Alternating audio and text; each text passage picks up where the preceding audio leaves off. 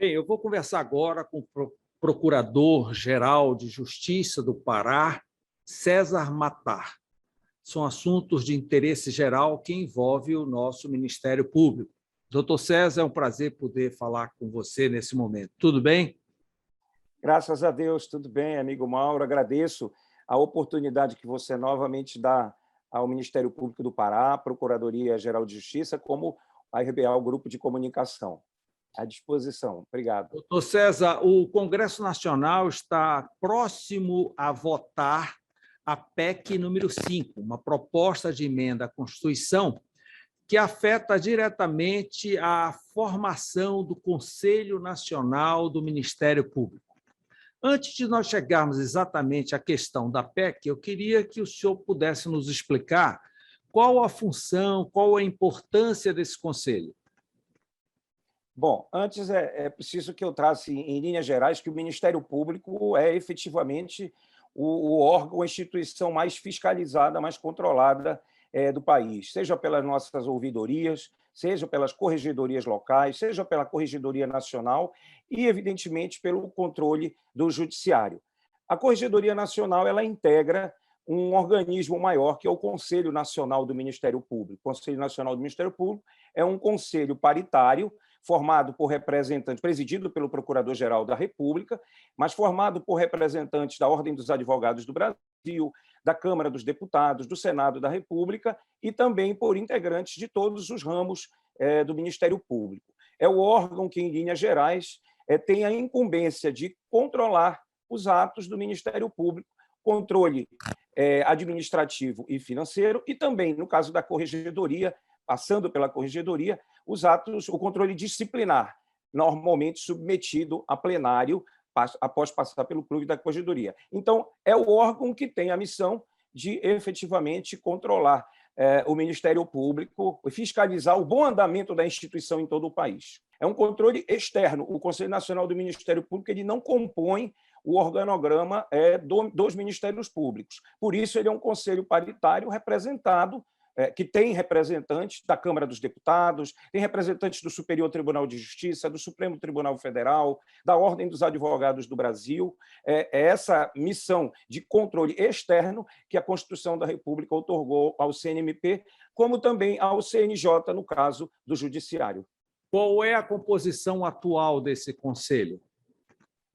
Atualmente, há 2 representantes da Ordem dos Advogados do Brasil, um representante do Superior Tribunal de Justiça, um representante do Supremo Tribunal Federal, um representante da Câmara dos Deputados, um representante do Senado da República e outros representantes de cada um dos ramos do Ministério Público, da União e dos Estados. Dos Estados são 3 representantes, no caso, pela quantidade, somos mais de 16 mil membros em todo o país.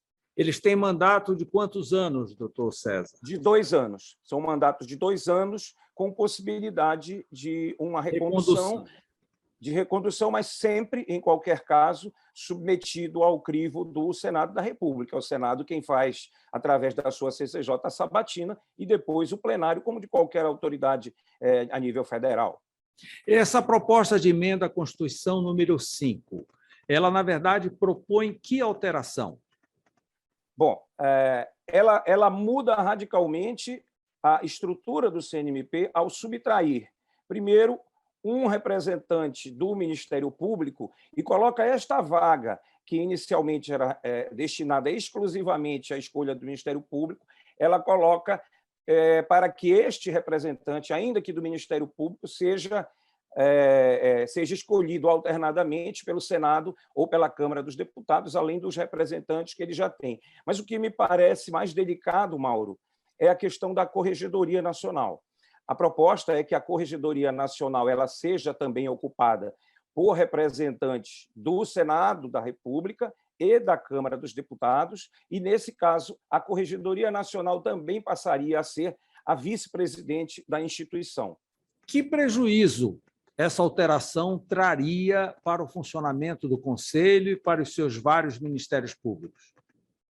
Bom, eu vou lhe elencar aqui rapidamente, até porque nós já fizemos o levantamento e temos argumentos em nota técnica, no sentido de que essa alteração ela fere de morte a independência funcional do Ministério Público, na medida em que submete de maneira exagerada o Ministério Público, que tem entre os seus pilares a independência funcional, à classe política, tanto à Câmara dos Deputados quanto ao Senado da República. Eu te diria, por exemplo, Mauro, que ela permite, como eu disse, que indique o corregedor nacional do Ministério Público, que passaria a ser o vice-presidente. Ela desfigura a paridade que existe hoje entre o Conselho Nacional do Ministério Público e o CNJ, mas ela também submete, após vencida os órgãos de execução, os promotores, vamos falar numa linguagem nossa, coloquial, os promotores eles têm liberdade para agir dentro dos nossos municípios, dentro da sua promotoria. Os atos desses dos promotores de justiça, ainda que sejam atos finalísticos, ou seja, atos que são estritamente circunscritos à sua liberdade de agir, eles passariam também, não estou falando aqui dos atos do viés disciplinar, mas os próprios atos finalísticos eles passariam a ser submetidos também ao Conselho Nacional do Ministério Público. Essa providência feriria de morte e colocaria sob rédeas o Ministério Público, que já tem o controle de seus atos a nível disciplinar, mas submeter os atos finalísticos dos órgãos de execução em todos os municípios desse país a um órgão maior que tem a atribuição apenas do controle dos atos administrativos das administrações e financeiros, além dos disciplinares, é ferir de morte a nossa instituição. O parlamento, de um modo geral, é flexível à pressão. Qual a mobilização em torno dessa PEC número 5? As nossas lideranças, tanto do Conselho Nacional de Procuradores Gerais, quanto das associações de classe, estão mobilizadas em Brasília, estamos visitando gabinetes, estamos indo aos senhores deputados federais, há atos programados agora para quarta-feira em todo o país, inclusive aqui no nosso estado, de uma forma muito respeitosa, da forma com que nós devemos levar o nosso clamor e os nossos anseios à classe política, mas, ao mesmo tempo, não podemos transigir, evidentemente, com aquilo que é da essência da atuação do Ministério Público, sob pena de termos uma instituição manietada e seus membros amedrontados por não poderem agir e atender ao clamor da nossa sociedade, que é a única destinatária dos nossos préstimos. E acaba mudando radicalmente o objetivo do Ministério Público, sem dúvida. O Ministério Público, Mauro, o Ministério Público foi uma instituição forjada com o viés trazido pela Carta de 88 para incomodar.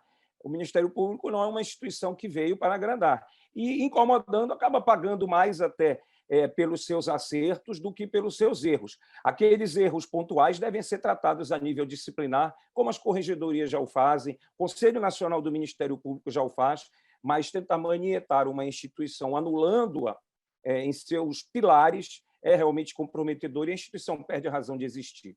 E, doutor César, por outro lado, a gente tem visto na mídia nacional uma acusação de atrelamento do PGR ao governo federal. O Congresso tem falado, por exemplo, que, mesmo saindo agora o relatório da CPI da pandemia, o Procurador-Geral da República pode simplesmente arquivar esse relatório e, como a gente diz coloquialmente, virar em pizza a CPI, não?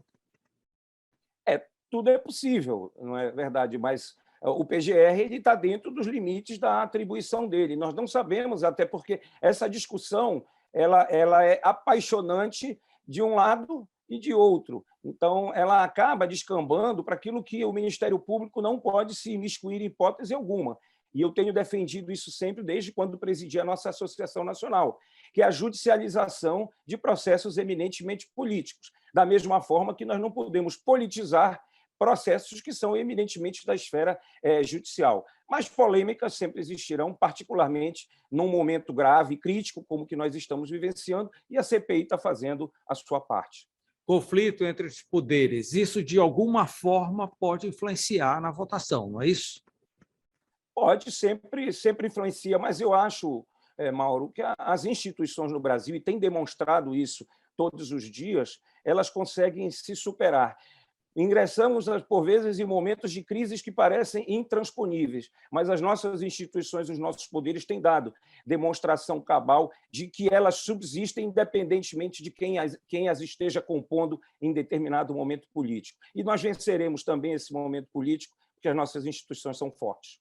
Bem, eu desejo sucesso a esse pleito do Ministério Público e eu quero regionalizar, aproveitando essa nossa conversa, a gente voltar aqui para o Pará e ver a nossa situação especificamente. Como é que anda a interiorização do Ministério Público no Pará, já que na entrevista passada nós conversamos que o órgão não está em todos os 144 municípios?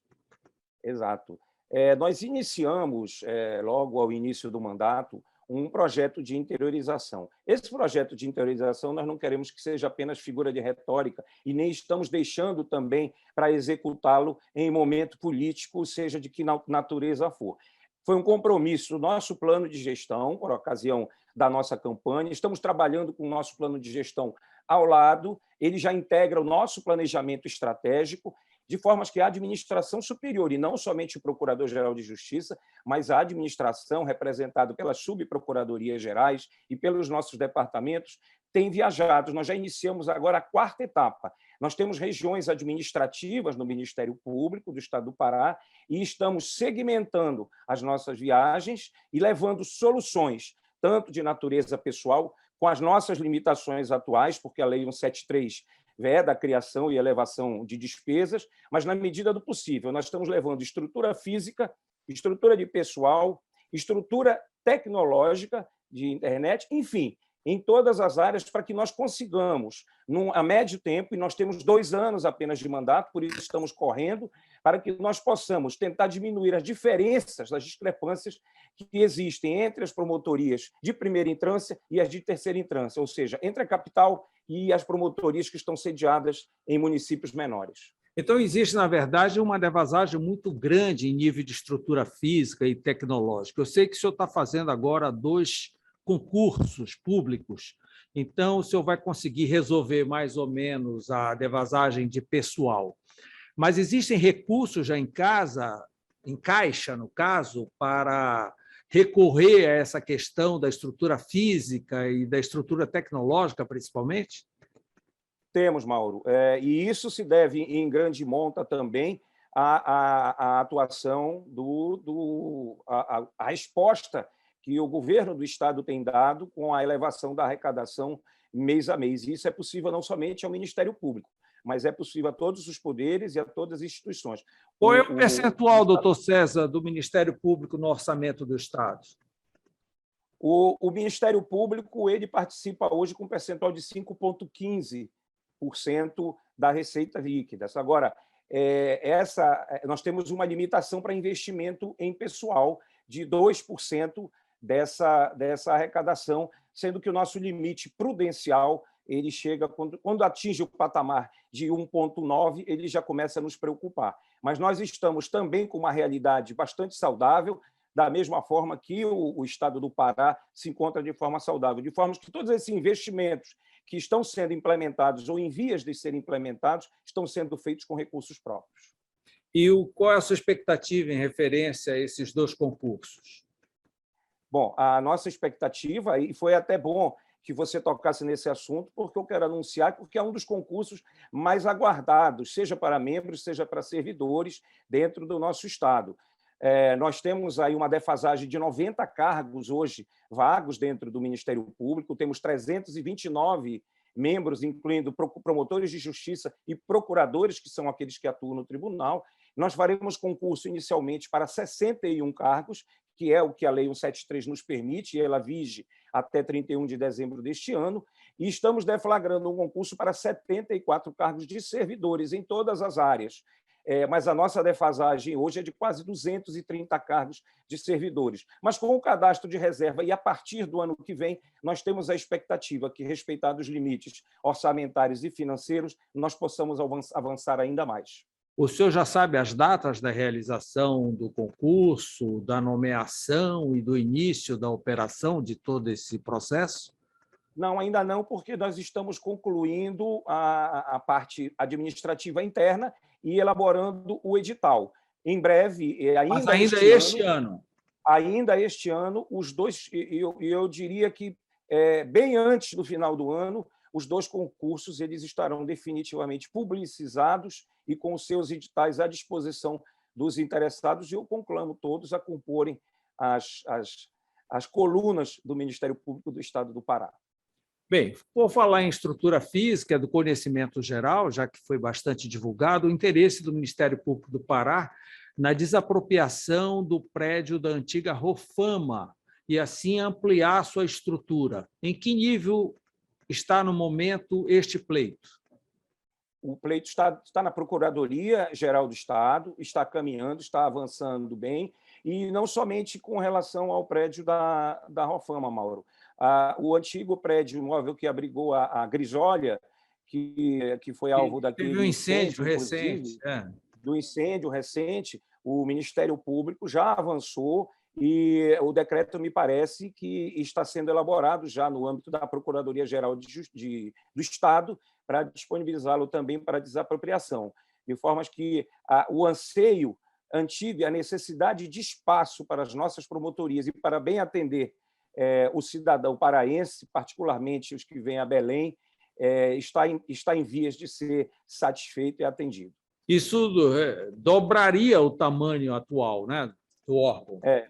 Na verdade, hoje, quem faz as visitas às promotorias de justiça, e o edifício sede hoje, ele abriga tão somente a administração do Ministério Público, a Procuradoria-Geral, as subprocuradorias, a Corregedoria e os departamentos, recursos humanos, informática, enfim. O prédio anexo que nós temos ali entre Ângelo Custódio e 16 de novembro abriga as promotorias de justiça, direitos constitucionais, cível, infância e juventude, criminal, e os gabinetes dos procuradores de justiça. E os espaços são ínfimos, e hoje nós já não temos condições de receber mais de 2 ou 3 pessoas no mesmo atendimento, sem que uma tenha que sair. É preciso que a gente também compreenda as necessidades de expansão da instituição, porque, para bem atender o cidadão paraense, é preciso que o Ministério Público também faça a sua parte. Na capital é assim? Qual é a situação no interior, doutor César?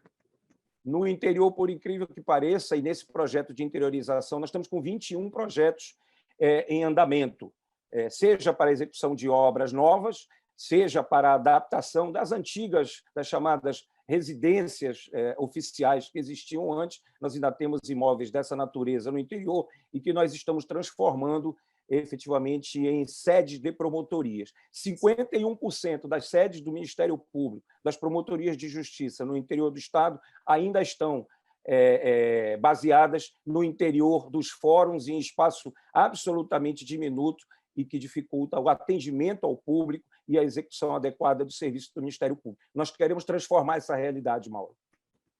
Tomara, só voltando ao nosso assunto primeiro, doutor César, o senhor tem ideia de quando vai a plenário a PEC número 5? Na verdade, a PEC ela já esteve para ir a plenário em 2 momentos. O último foi agora, esta semana, mas as tratativas, enfim, acabaram descambando por uma falta de quórum. Mas há a possibilidade dela retornar a qualquer momento, inclusive esta semana mesmo, na quarta-feira, no dia 13. Então tem que correr realmente. Doutor César Matar, Procurador-Geral de Justiça do nosso Estado, muito obrigado por mais essa conversa, por mais essa entrevista. Vamos torcer que tudo dê certo e a independência tão necessária do Ministério Público continue permanente. Muito obrigado pelo. Eu que agradeço, Mauro, mais esta oportunidade. Coloco o Ministério Público, a Procuradoria-Geral de Justiça inteira à disposição vossa, porque eu sei que é um canal importante e que chega, como poucos, a todos os lares paraenses. Muito obrigado, Mauro. Obrigado.